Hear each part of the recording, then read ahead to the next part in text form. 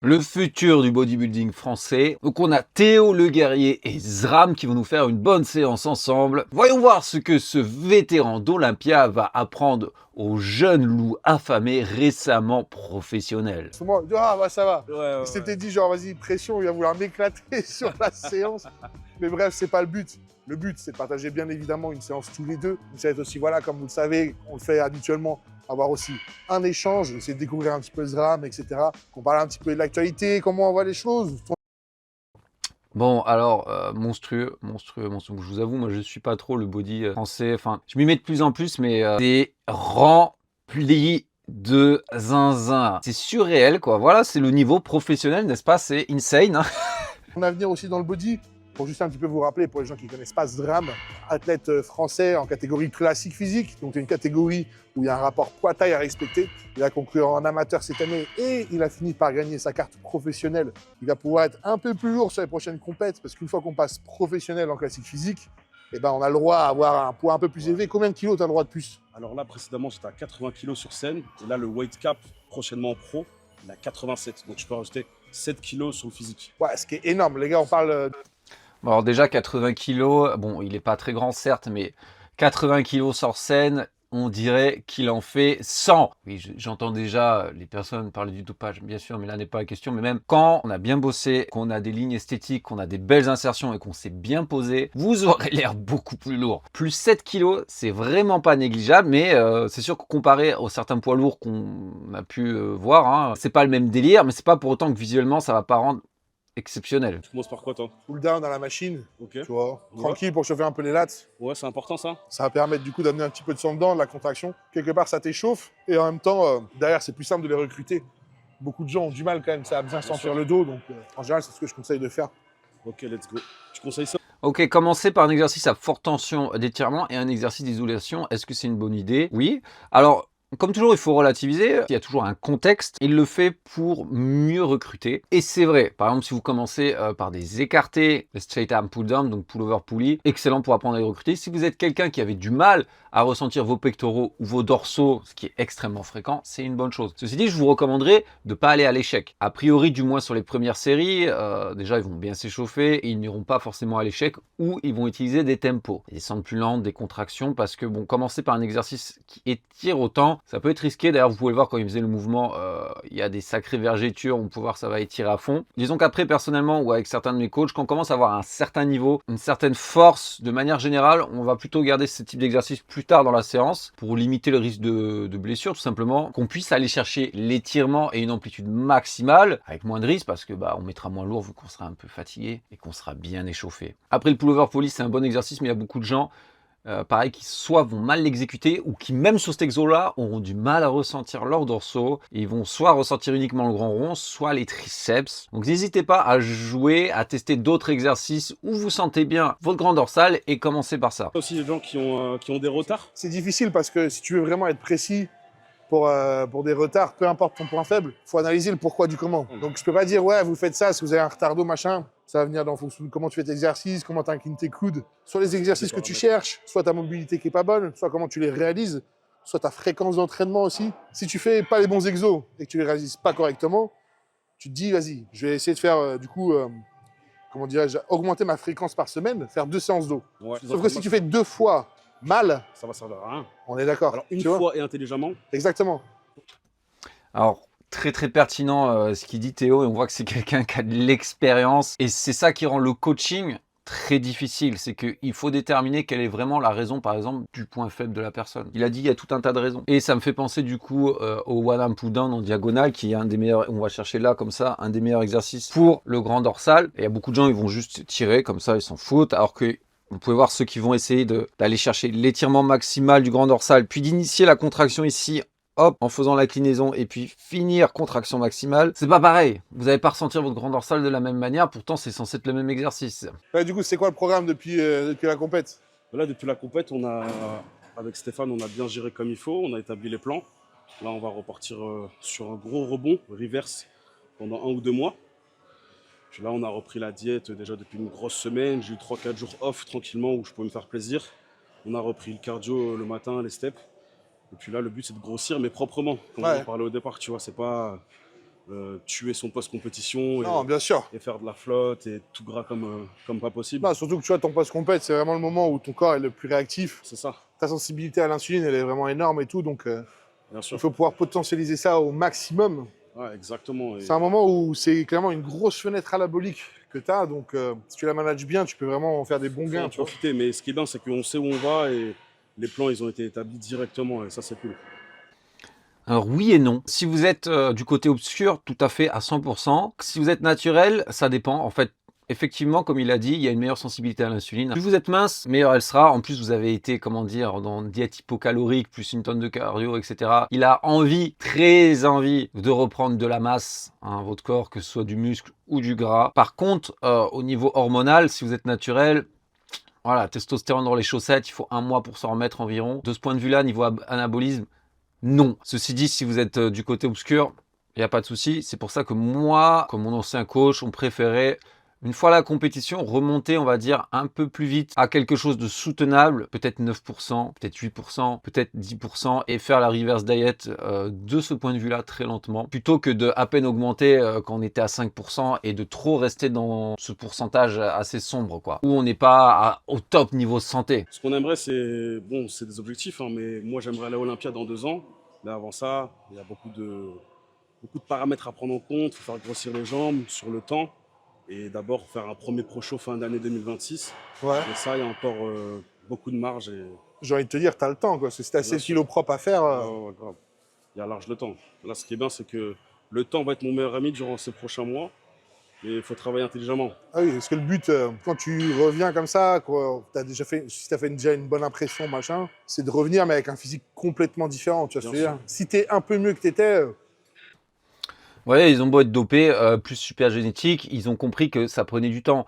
Donc là, il se dit, je veux 2 ans pour mettre 6 kilos, 7 kilos de muscles purs secs. Ça, c'est de la maturité. Et combien de fois j'entends des personnes naturelles de surcroît qui vont me dire, oui, mais moi, les 6 kilos, je les veux en 3 mois. Ok, les gars! Du coup, la diète, ça donne quoi? Tu manges. On est au jour bas. Ok. Et sinon, on mange comme il faut, à base de riz, poulet, assez haute en quantité, tu vois. Ouais. Crème de riz, avoine, tout ça. Et puis en tout cas, là, la diète, elle est reprise. Ok. Je sais pas si je peux dévoiler la diète, mais Ah, bon, c'est toi qui vois ça. après, c'est basique, quoi, tu vois. Bah, en même temps, moi, c'est pareil, je donne mes diètes à chaque fois, c'est pas un Ouais. problème, tu vois. Tu sais, les gens qui recopient les diètes, ça sert à rien. Hein. Bah, tu peux dire comment tu t'entraînes, comment tu fais ta diète, c'est pas ça qui fait que Clairement, bien sûr. personne va te voler quoi que ce soit. Hein. Non, Oui, évidemment, hein, que ce soit l'entraînement ou la diète, il y a des facteurs individuels. Certaines personnes tolèrent mieux les lipides au niveau digestion, certaines personnes en auront besoin de plus ou moins pour avoir de bons niveaux hormonaux. Les glucides, les si, les mi, vous pourriez prendre exactement la même diète de quelqu'un qui fait votre taille poids, pas avoir les mêmes résultats pour autant. Hein.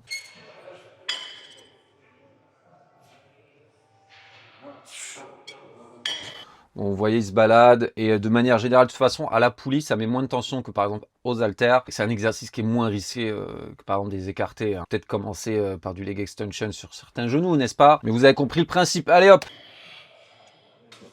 2, 3, 4. Voilà, il y a beaucoup de reps en réserve. Comme il le disait, c'est plus pour activer.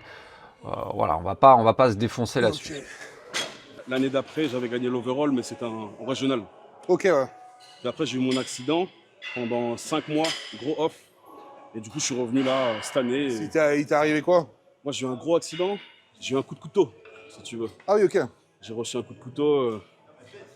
Du coup, ça a laissé pas mal de séquelles. Mais grâce à Dieu, je suis là. Et puis, c'est un peu mon physique qui m'a sauvé. Ouais. On m'a dit, le médecin légiste. C'est une côte de maille, mais Et, en tissu musculaire, quoi. Je crois que c'est Sergio Olivier, je crois qu'il avait pris une balle aussi. Et il s'en est sorti grâce à ça aussi, quoi. Ouais, c'est ça. Ah, mais c'est une protection. Hein. Ah bah bien C'est sûr. vraiment ça. Moi, le médecin légiste, il m'a dit, sans ta carrure, bah, tu serais passé, tu serais pas là, quoi. Ouais, bah oui. Le légiste, carrément, il était plus de ce monde, puis il est revenu parmi nous. Non, mais oui, que ce soit du muscle ou du gras, c'est pour ça que, par exemple, les gladiateurs se laissaient avoir du gras, hein, parce que tu absorbes les chocs. Je me souviens de cette histoire, et il s'est pas laissé démonter, hein, comme quoi ça nous arrivera probablement à tous dans notre vie, des moments où on ne pourra pas aller à la salle pendant quelques temps. La mémoire musculaire existe, vous inquiétez pas, vous reprenez, Et ça reviendra. Peut-être même que vous serez encore plus sensible à l'entraînement et que vous allez progresser encore plus vite. Tu vois. Et je suis content parce que c'est une belle réussite quand je reviens. Bah, regardez, c'est bête. Hein.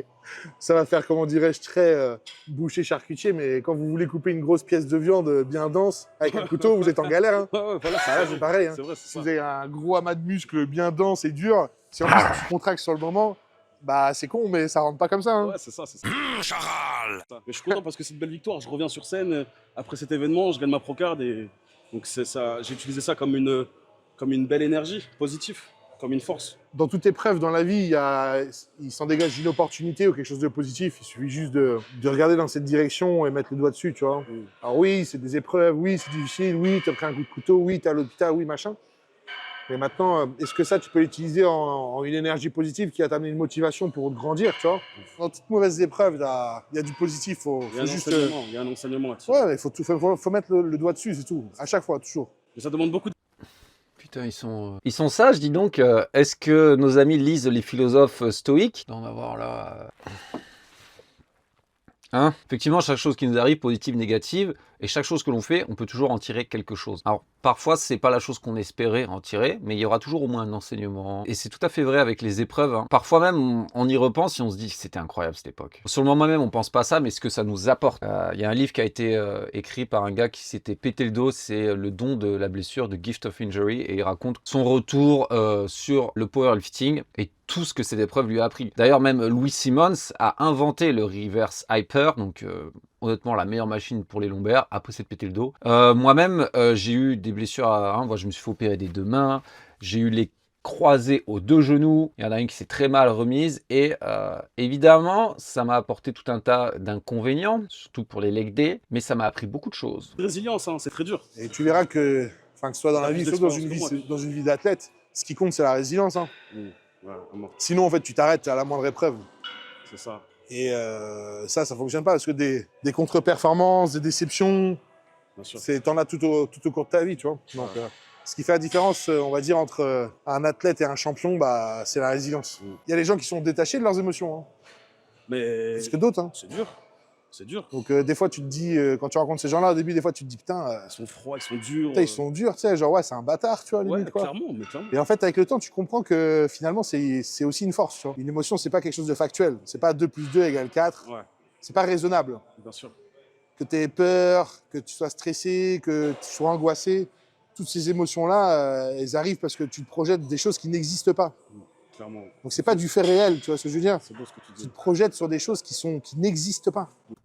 Quelque chose que je dis souvent, mais ouais, lui, je pense qu'il lit de la philosophie stoïque parce que justement, Épictète, là, dont j'ai le livre là, il disait on souffre toujours plus en pensée qu'en réalité. Comme il dit, on se fait des choses dans nos têtes, on se fait du mal, on se stresse, etc. Alors que on sait pas ce qui va se passer. Si ça se trouve, ça va même pas arriver. Et je peux vous dire, ça m'est arrivé dans la vie où j'ai commencé à stresser pour une décision que je devais prendre, de changement de carrière, etc. Je me dis ah mais comment ça va se passer avec ma copine, comment ci, comment ça. Et au final, ça s'est même pas passé. Ou des fois, on se dit putain, j'ai la flemme d'aller à la salle, ça va être dur. Et au final, ça se passe très bien. Ou avec le régime. On parle de personnes qui ne ressentent rien, c'est pas qu'ils ressentent rien, à moins qu'ils soient psychopathes ou sociopathes, évidemment. Ils ont des émotions, mais être stoïque, c'est naturel, c'est normal, c'est humain d'avoir des émotions, mais c'est arriver à les accueillir et à s'en détacher si sur le moment, ça nous sert à rien. Comme il le dit, peut-être que parfois vous allez stresser pour quelque chose, mais un mois plus tard, un an plus tard, mais vous dites, mais pourquoi je me prenais la tête pour ça? Mon nouveau philosophe préféré, il est là. Non mais vous savez à qui ça me fait penser? À Platon, n'est-ce pas? Ça voulait dire quelque chose du genre comme le large. Parce que les Grecs, les Athéniens, enfin les pères de la philosophie, la plupart étaient soldats. Ils allaient au gymnase, ils faisaient de la muscu, ils se battaient, ils tuaient des gens. Ils avaient non seulement musclé leur cerveau, mais leurs muscles. J'aime ce délire, j'aime ce délire. Tu vas pas dormir la nuit et te casser le crâne pour un truc qui n'existe pas, qui s'est pas encore passé. Et je pense qu'aussi, il faut expérimenter un peu de souffrance dans la vie pour... Pour se construire, Je pour pense. évoluer en tant que personne. Je pense. Ça, c'est normal, tu vois. Tu donnes des fois de l'attention et de l'énergie à des choses qui finalement, en fait, ne servent pas à grand chose et n'en valent pas forcément la peine. Ouais, C'est juste qu'en grandissant, tu sais un peu plus où tu mets ton énergie, tu vois ce que je veux dire. L'envie d'être apprécié, l'envie d'être aimé, l'envie de plein en de choses. grandissant, cette énergie-là, tu la perds un peu. Tu veux juste plus plaire. Je pense, tu vis pour je toi. pense pas que tu la perds, mais je pense qu'en fait, tu es moins en mode prouveur. Tu te dis, effectivement, de toute façon, tout le monde ne peut pas m'aimer. Et qu'est-ce que c'est pas un C'est ça. problème, Tu tu veux vois. juste faire les choses pour toi. Voilà, donc en fait, je pense juste qu'en fait, t'es mieux avec toi, ce C'est qui ça. fait que tu te disperses beaucoup moins avec le reste du monde, tu vois. Je Mais, pense que c'est surtout ça, quoi. mais aussi, tu vois, le fait de vouloir plaire aux gens, etc., ça reflète peut-être au départ un manque de confiance aussi. Ah, ça me termine. Il part tellement loin, mais en vrai, j'adore, tu vois. Ça, c'est le genre de conversation que t'as avec tes collègues des fois le soir tard. Moi, je trouve ça fun. Mais ça me termine qu'ils sont là, les Golgoth, en train de faire ça en plein milieu de leur séance. Ils partent loin. Allez, on va voir un peu de training quand même, hein. Ouais, tu prends cette prise, toi, pas là, ouais. Ouais. Ça recrute quoi? Mieux. En fait, si tu veux, si je vais être là, déjà, je vais être un peu plus en avant et je vais avoir les coudes écartés. Donc Ouais. forcément, je vais travailler plutôt l'arrière des deltoïdes et les Même les trapèzes. trapèzes, ouais. Alors que là, finalement, j'ai le coude beaucoup plus resserré. Là, je vais chercher le dos, tu vois. Plus votre coude il est proche de votre tronc, plus vous êtes sur le grand dorsal. Plus vous l'élevez, plus vous commencez à shifter vers trapèze et rhomboïde. Et quand il est vraiment en haut, vous êtes énormément sur l'arrière de l'épaule. Là, le maximum de grand dorsal, le moins de grand dorsal, mais le plus derrière d'épaule, et entre les deux, un peu plus trapèze rhomboïde. Et évidemment, là, le grand dorsal travaille quand même, mais moins, juste. Là, je pense que je peux me reculer un peu tes mains, en vrai, tu vois. Ok. Ouais. Comme ça? Ouais.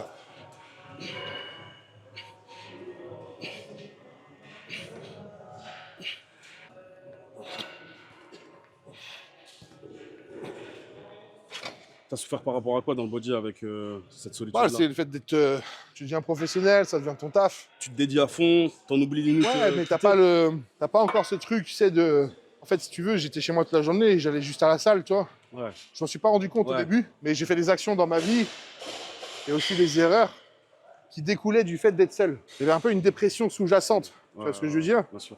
Un jour, elle est arrivée, du coup, Bah ouais, ça te je tombe suis dessus. parti en dépression. Mais du coup, en fait, je souffrais vraiment en fait, d'une certaine solitude, tu vois. Ouais, bien sûr. Parce que Qui n'était pas voulu. les gens, tu sais, ils se rendent pas compte, mais tous les jours, ils vont au taf, ils voient leurs collègues. Eux, après, ils vont à la salle, ils voient aussi d'autres personnes, c'est en loisir. Ils rentrent chez eux, il y a une vie sociale, tu vois. Ah, tu t'étais coupé vraiment de tout. Je me retrouve dans une ville où j'ai pas ma famille, où j'ai pas mes potes. Ça se cantonnait à se lever, faire tes petits déj, tes machins. Ouais. T'es tout seul à l'appart, tu vas t'entraîner, t'as que le moment de la salle où tu croises un peu de monde et tu rentres chez toi. Moi, ça m'allait pas, tu vois. Le marqueur le plus important, le plus grand prédicteur de longévité, c'est le nombre de relations de qualité que vous avez dans votre vieillage. Voilà, si vous avez des amis proches, vous vivrez plus longtemps. C'était même pas le fait d'avoir un époux ou une épouse, hein, c'est d'avoir des amis proches. Nul homme n'est une île, n'est-ce pas? Et je peux comprendre tout à fait son point de vue, étant donné que je travaille à la maison, donc je ne vois personne. Je vais à la salle, c'est mon seul moment social, entre guillemets, quand je suis pas dans ma bulle. Parfois un voisin quand je vais faire mes pas. Je repense à Tom Platz qui parlait avec Dorian Yates de ça, que pour lui, le bodybuilding, ça n'avait pas d'intérêt si tu devais t'enfermer dans ton appartement et jamais partager de moments avec d'autres, que le bodybuilding devait apporter à ta vie. Et c'est difficile quand on a surtout une diète très stricte, on doit avoir un rythme très strict, de trouver cette place sociale, surtout quand on a des compétitions et que l'échéance approche. Mais essayez de garder ça en tête, surtout si vous êtes un peu loin des compétitions.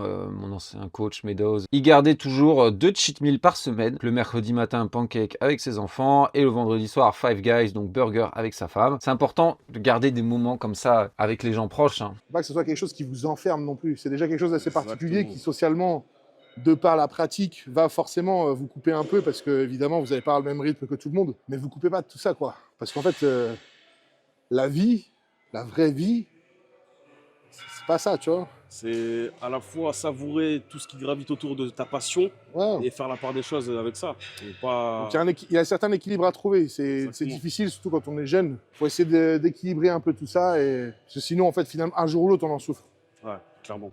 Ouais, on sent qu'il est plus âgé, hein. Moi, je comprends, hein. Quand on était plus jeune, dans la muscu, quand on avait 20 ans, on a tous fait ça. J'ai déjà fait les approches extrêmes de chez extrême, hein. J'avais un collègue qui se levait la nuit, mettait son réveil pour manger des boîtes de thon. J'ai déjà mangé des boîtes de thon sans rien. Obsédé par la diète, obsédé par l'entraînement, de penser qu'à ça, être excité par ça. Il faut garder en tête qu'il n'y a pas que ça dans la vie. Trouver un équilibre, ça c'est important. Ah, mais j'avais mal lu le titre de la vidéo, c'est le futur de la philosophie française. Prochain invité sur la chaîne, Bernard-Henri Lévy. 3, 4, 5, 6, 7, 8, 9, 10, 11, 12. Ouais, il a une manière assez spéciale de le faire. Comparé à Théo, il essaye d'avoir le torse bombé, du moins en contraction maximale. Zram, il va rester un peu plus renfermé et il finit pas l'amplitude non plus à la contraction. Donc il va pas chercher le pic de contraction maximale avec ses trapèzes, ses rhomboïdes. Là, il va essayer de rester dans une tension continue. Tension maximale, elle est tout le temps sur ses muscles. Perso, c'est pas ce que je préférerais. Je préfère avoir une amplitude max, aller chercher l'étirement max, la contraction max. Ça peut avoir des intérêts comme tout. Connexion muscle-esprit pour apprendre à contracter et recruter les muscles qu'il veut viser, c'est top. En vrai, moi, tu sais, les inspirations que j'ai, c'est pas forcément des. Bon, il y a des athlètes qui m'ont inspiré de par leur parcours. Mais en vrai, c'est plus des. Moi, dans mon cas, c'est plus des expériences qui m'ont vraiment. Ok, qui m'ont vraiment forgé, motivé. Après, il y a des athlètes, moi, je kiffe Ruff Diesel. Ça, c'est vraiment le classique pur et dur. Après, j'aime beaucoup Nick Walker en open. Son histoire, son parcours. Ouais. Tu vois, il a eu une histoire très très dure, ce gars. Donc, tous les gens un peu qui ont des histoires touchantes, c'est leur parcours, leur histoire. C'est pas l'athlète en lui-même, son physique. Pas le quoi. physique, quoi, bien sûr. Même si c'est inspirant, tu vois. Tu vois, moi, une inspiration dans ce sport-là, c'est Jay Cutler. Et ça n'a rien à voir avec son physique. Si tu me demandes le physique le plus joli que je trouve, c'est pas lui, tu vois. Bien sûr. Donc, je suis plus inspiré, pareil, par le parcours et par les Tu hommes vois, on se retrouve sur ça.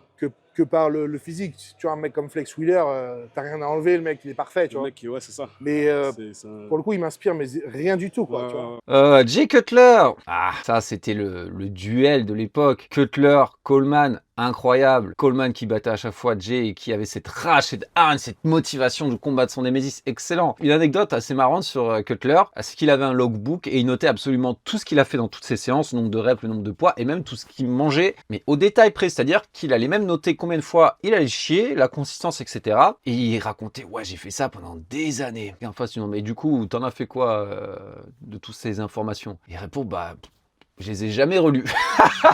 Le logbook, moi perso, j'en tiens pas. Après, j'ai une très bonne mémoire, je me souviens de mes charges, mais 11.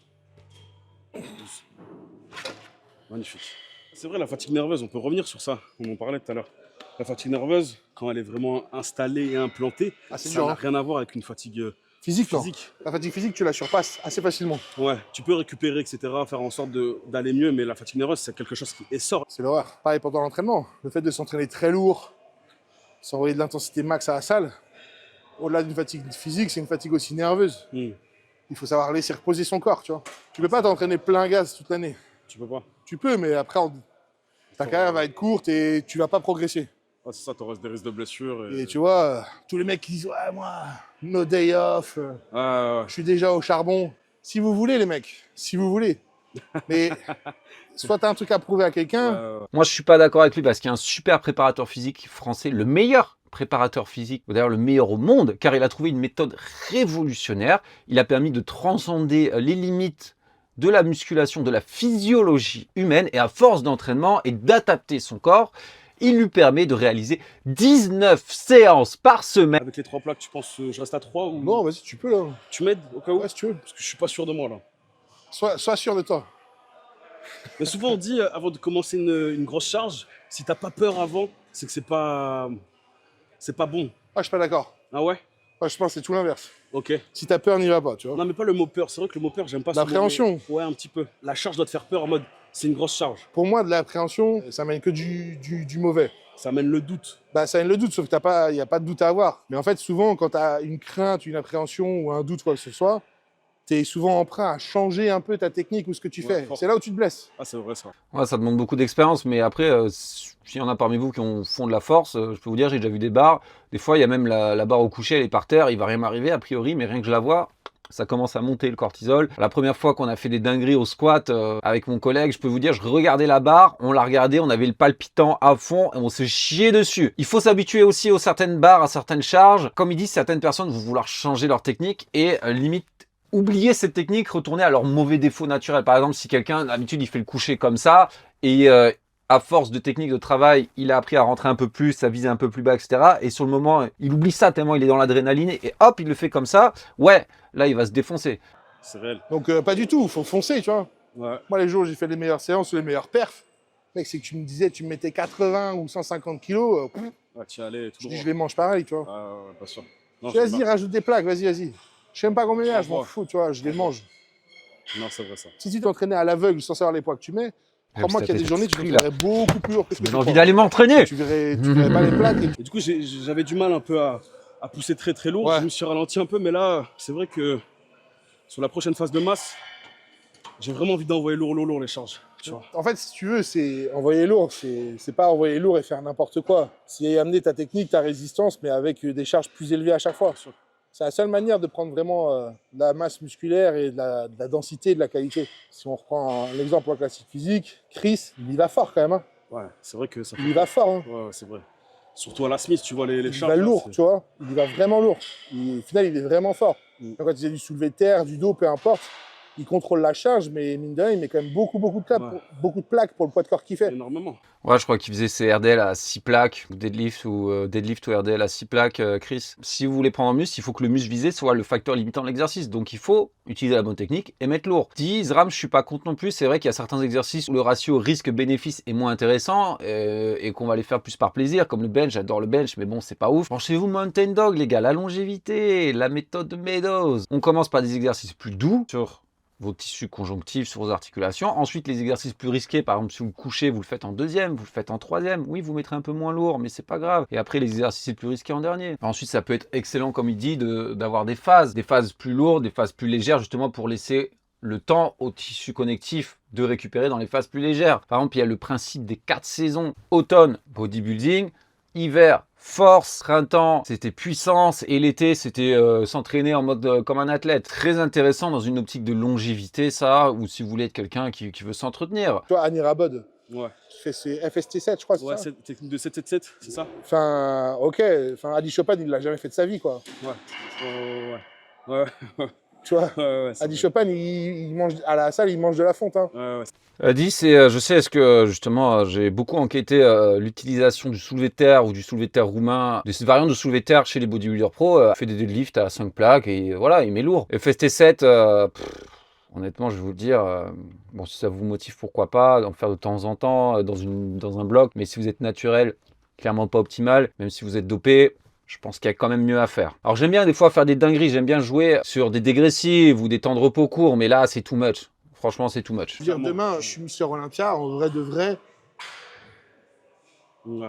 j'aurais inscrit mon nom quelque part, certes. Mais en vrai, c'est un titre. Enfin, je veux dire, des Samir Banoud, des machins. Quand tu connais, tu dis c'est des légendes, mais qu'est-ce qu'ils ont laissé? Ouais, le Qu'est-ce plus qu'ils ont important, donné c'est à de leur laisser une sport? trace. Qu'est-ce qu'ils ont donné aux gens? Mm. Je préfère en tout cas me dire que je laisse un héritage peut-être qui est beaucoup plus inspirant et qui a Bien sûr. peut-être eu vocation à aider des gens, plus que d'avoir un titre. Quel est l'impact que tu as donné sur une communauté, tu vois? Ouais. Est-ce que tu as motivé des gens? Est-ce que tu as inspiré des gens? D'où l'importance Je pense que parfois ça, d'avoir c'est du plus courage. fort. Tu vois, il y a des mecs, même dans le body, qui ont inspiré de par le fait qu'ils soient très bons poseurs ou ce genre de choses. Ils n'ont jamais rien gagné. Ouais. C'est vrai, il y a des gars, je pense à Bob Paris, Tom Platz évidemment, Serge Nubré, Dani Padilla, enfin tout un tas de gars qui n'ont pas gagné. Enfin, c'est même certains, on se souvient plus d'eux que de certains Mister Olympia. Je vais partir dans ma tirade, mais dans 30 ans, qui se souviendra de Derek Lunsford? Qu'est-ce qu'il a apporté au sport? Qu'est-ce qu'il a changé comme code du bodybuilding? Je vais pouvoir me faire incendier pour ça, mais je déteste son physique, sa shape, je déteste. Le fait aussi, tu vois, d'avoir de la transmission, tu vois. C'est important. Ouais, donc il fait exactement ce que je disais au début, vous allez voir, il va faire une légère extension, il va légèrement étirer son grand dorsal et initie avec une inclinaison et il utilise son bras pour aller chercher la contraction max. Là, il est full grand dorsal. Et comme tu as dit, les gens, ils se sentent moins seuls. D'où l'importance d'avoir du courage pour placer des mots sur des choses Bien sûr. compliquées, sur des expériences difficiles ou autres. C'est important. Et puis, tu vois, c'est comme quand on s'est vu en France. Derrière, tu as pris. Donc une autre chose que j'aime bien, c'est quand les gens font cet exercice, que ce soit en phase 2 ou en l'air, ils vont s'amuser à tournicoter avec leurs bras, ils savent même pas pourquoi. Ils ont vu des gens faire ça et ils se disent... En fait, il faut faire comme lui, c'est-à-dire que s'il y a une légère rotation, il faut que ce soit naturel. Pourquoi il y aura une rotation là, s'il y a ma main? Parce que je vais faire une adduction. Ok, vous voyez, ça tourne. Parce que mon coude, il se rapproche, donc ça tourne. Mais il faut que ça soit naturel. Vous n'avez pas besoin d'aller chercher à tout prix et de tournicoter comme ça. Je pense que même si vous concentrez trop là-dessus, vous allez perdre de l'attention sur le muscle, vous allez perdre de la connexion muscle-esprit et du potentiel. Gardez un mouvement naturel. Tout le temps après de me renvoyer un message et tu m'as remercié, tu sais, pour les Bien sûr, mots que j'ai pu avoir pour te rassurer avant la compète pro et tout. c'est de la reconnaissance. Ouais, mais en vrai, tu vois, moi, enfin, Tu le fais naturellement, pour toi, tu vois ça, pas c'est de- important en fait. Ouais, bien sûr. Ça me paraît normal. Ouais. Je veux dire, moi, j'aurais aimé qu'on me le fasse, tu vois. Oui. J'aurais aimé qu'on le fasse. Tu sais, quand j'étais plus jeune, il n'y avait pas de pro vraiment en France à ce niveau-là. Mais tu avais quand même des mecs qui avaient des carrières, genre des champions du monde sûr. de WABA, des champions du monde de ceci, de cela. Même si c'est pas au même niveau, pour nous, c'était quand même des gars qu'on respectait de ouf, tu vois. Ouais. Moi, je disais, waouh, c'était sais, moi, je dis, oh putain, même quand j'ai fait Colmar les premières années et tout, machin. Je te jure, hein, j'ai déjà envoyé des messages Facebook à ces mecs-là, tu vois. Faut pas répondre. Jamais. Ouais, Mais je ne demandais pas des conseils. Hein. ouais, juste un remerciement. Il y a des gens, c'est comme ça, hein. On m'a fait écho de certaines personnes qui avaient peut-être 4000 abonnés et qui utilisaient leur notoriété pour essayer d'avoir des passe-droits en compétition. Je me rappelle, là, hey, machin, mec, il te serre la main et tout. À l'époque, j'étais avec mon ancien coach, Julien, à Las Vegas. Et il me dit, putain, je viens de serrer la main à Jay Cutler. Je dis, non, non, c'est Jay Cutler qui est venu te serrer la main, frère. Ouais. Parce que du coup, on s'est recroisés à plusieurs trucs. Et lui, il regarde ce qui se passe quand même, qu'ils sont les athlètes pros et tout. Et j'avais déjà fait Olympiade, ça, machin. On était assis au bar de l'hôtel avec tous les gars, avec Nathan DHA, Blessing et tout. Ouais. Eh putain, je chante. Derrière moi, tu sais, j'ai un gars qui arrive, comme ça, Incroyable. qui me masse et tout. Je fais, c'est quoi ça? Je me retourne, c'était Jay, tu vois. Mais non. Il dit, ah, ça va, tout. Alors, tu fais quoi cette année? Quelle compète tu vas faire? Nanana. On a mangé après le soir ensemble. Charlie avait jamais mis les pieds dans la muscu. Il s'est retrouvé le soir, on a mangé avec. Il a mangé, enfin, Charlie a mangé Charlie, avec. tu vas rien comprendre. Il avait mangé avec Chris Cormier, Jay Cutler, Breon, qui était Mister Olympia, Nathan DHA. Une table de malade. Enfin, et j'en oublie, Kevin Levron qui est arrivé après. Et on était tous à la même table en train de manger, en mode gaulerie. Je disais à Charlie, ouais, le jour où tu croises des mecs, des potes à toi, ou en soirée qui disent, ouais, je fais de la muscu, tu dirais que t'as mangé avec Jay Cutler, ils te croiront tu vois. Ça, c'est les meilleurs gars, les passionnés, les gens humbles. Et il y en a plein, hein. Putain, par contre, j'imagine même pas le nombre de plats qu'ils ont dû se commander, les calories, mon gars. Regardez comme c'est sec, comme c'est granulé, comme c'est veineux sur le bras. Là, il y a une densité, il y a une maturité musculaire. C'est ce qu'il parlait tout à l'heure en mettant lourd, cet aspect aux muscles. C'est ça qu'on veut. C'est le boss, Charlie. Et ouais, ce que je disais en plus à Charlie tout à l'heure, c'est bien les échanges qu'il y a eu dans vos vidéos là précédemment. Moi, personnellement, j'ai adoré. C'était super bien. Super fluide. Ça rendait super. On a reçu. Bon, évidemment, il a 6 reps en réserve. Il se balade là, comme il a dit, c'est une séance tranquille. Mais fermer les yeux, ça peut être une bonne technique pour apprendre à mieux ressentir le muscle également. Et toucher également le muscle, comme Zram fait, que ce soit nous-mêmes qui le faisons ou parfois ça peut être quelqu'un d'autre. Bonne méthode aussi pour apprendre à le ressentir. Merci Théo. Merci Théo. Parce que il suffit que tu as un problème de santé, l'argent, qu'est-ce qu'il y a? Il sert à rien. Tout ce que tu as construit, qu'est-ce qu'il y a? L'argent, tu peux t'en refaire. La santé, quand t'es part, elle repart. L'argent, ça part, ça vient. Pour ça, il faut avoir de la reconnaissance de tous les jours, vivre de sa passion, faire ce qu'on aime, avoir ses proches, dormir, avoir un toit, manger à sa faim. Et voilà, c'est le plus important. Quand tu arrives à prendre la vie comme ça, c'est-à-dire en fait reconnaître tous les petits bonheurs de la vie qui au final sont le bonheur tout court. Trouver les choses. C'est là où en fait tu vis ta meilleure life. Demain juste tu te lèves chez toi, un rayon de soleil, les oiseaux qui chantent et un café, tu fais et t'es yam, tu vois. Je vais mettre un filtre rose, quoi. Mais vous savez, ils ont fait des expériences sur le bonheur assez intéressantes. Par exemple, ils sont intéressés aux moines ou aux moines tibétains, etc. Ce sont des gens qui sont extrêmement heureux. Justement parce que ces petites choses-là, comme il dit, donc les oiseaux qui chantent, un bon café, le soleil, l'air frais, bah, ça les rend heureux. Alors que la plupart des gens de nos jours, on est enfermés dans notre bulle, dans notre rythme de vie, etc. Et on n'a plus le temps d'apprécier ces choses-là. Mais ouais, la santé aussi. Rien de plus important que la santé. Hein. La santé, la famille, les amis, je vous le dis. Hein. Bon, je sais, j'ai perdu pas mal de fois. Ça m'empêche pas de m'entraîner, mais bon, par exemple, j'ai pas fait de bench depuis 2 ans. Ça me manque, ça me manque. Il faut que je remette de la viande aussi dessus. J'ai refait du bon galbe sur les cuisses cette année, mais avec la prépa, j'ai tout perdu.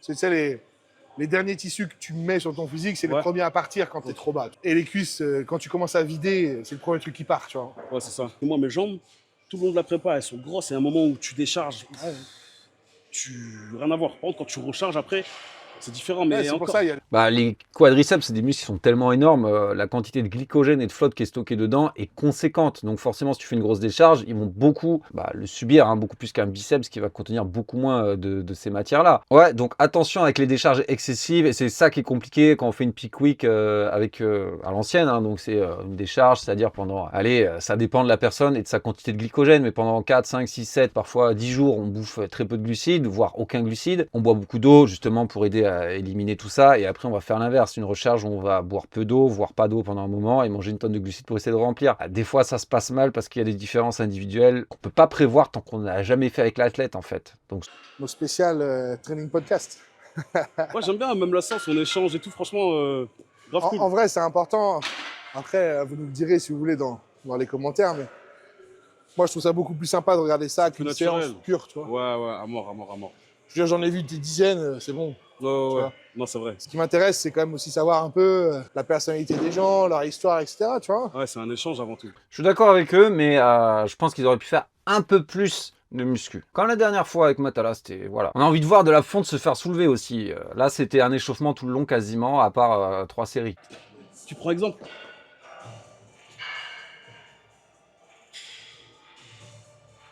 Si j'avais trop de charge mentale, du coup, je te laisse prendre le lead.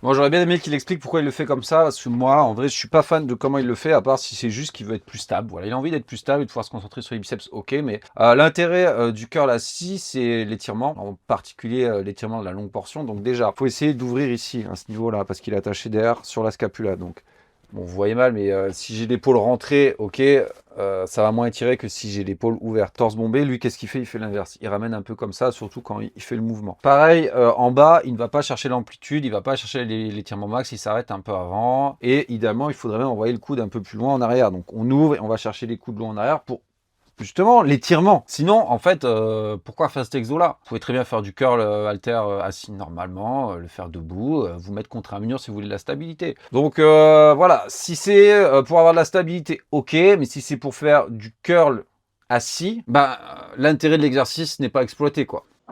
T'as combien de tours de bras là? Je sais pas. Tu mesures pas? Non. Ils sont énormes ces bras, les gars. C'est waouh. Il y a 2 cylindres. Alors que vous pouvez voir Théo, il a beau ramener la tête devant, il essaie quand même de garder le torse bombé, comme je disais, et d'avoir le coude en arrière. Voilà, bon après c'était difficile à voir aussi avec Zam, avec son t-shirt, mais l'angle de son torse est resté constant à Théo. Il essayait de l'ouvrir, même s'il ramenait le menton. Il allait chercher, il allait étirer, il allait remonter. Les gens, des fois, ils me demandent ouais, combien de tours de machin. Je sais pas. Ah, c'est de l'harmonie. Je m'en fous de me calculer les bras. Tu vois. J'ai passé l'âge en vrai. Ouais, c'est ça. Ça, c'est plus au départ, tu sais, tu prends le plaisir de mesurer, etc. Tu vois. Ouais. Allez, tous les mecs, on aime tous savoir notre tour de bras. Allez, Théo, dis-nous. Ah, voilà. Bon, vous voyez, il a abandonné, enfin, il le fait juste assis comme ça. Ah, il est rond, hein. Franchement, il est rempli. Les pecs sont énormes. Les bras, les épaules. Comme il dit, là, le haut du corps. Ah, on peut bien voir le brachial antérieur. Vous pouvez voir la petite boule qui est juste sous le biceps. Bien développé. Donc c'est le fléchisseur principal du bras. C'est celui que vous allez recruter beaucoup par en faisant des marteaux, des prises de autres. Et il est plus fort que les biceps d'ailleurs. Ça donne quoi du coup avec quelques kilos de plus. Tant bien que Voilà. de toute façon, le haut du corps n'était clairement pas un problème. Surtout la ceinture. Ah, non, mais même il a une maturité musculaire qui est excellente. Hein. Ah, la shape est... Bon évidemment c'est un pro, hein, mais c'est insane. Sur Scap, 12 grammes a quand même des pecs bien prononcés, on va dire, par rapport à la structure qu'il a. Il a des sacrés pecs. Hein. Et des sacrées épaules. Enfin, ça lui fait une largeur comme ça.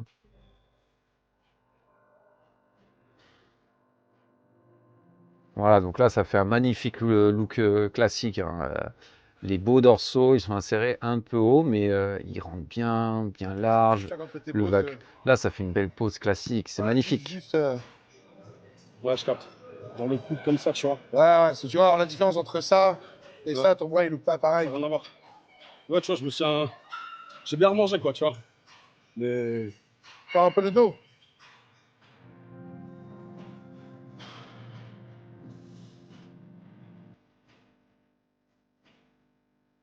Ouais, poser, c'est très difficile. C'est extrêmement difficile. C'est un art très compliqué. Et encore plus le faire sur scène en enchaînant avec fluidité. Le dos, le dos est aussi excellent, mais je dirais peut-être un peu moins bien. Il stocke un peu plus sur le dos. Souvent, bon, c'est un peu moins un point fort que sa chaîne antérieure. Hein. De manière générale, lui, ça va être sa chaîne postérieure. C'est classique dans sa morpho. Hein. Le dos, les fessiers, les ischios. De dos, tu pourrais même descendre un peu tes coudes, je pense qu'il gagnerait, tu vois.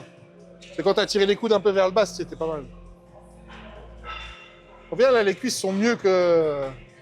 Regardez là, regardez les droits antérieurs. On peut même voir le couturé, donc le sartorius et les adducteurs, la séparation entre eux. Ouais, c'est pas mal du tout ça. Hein. Ils sont découpés. Hein.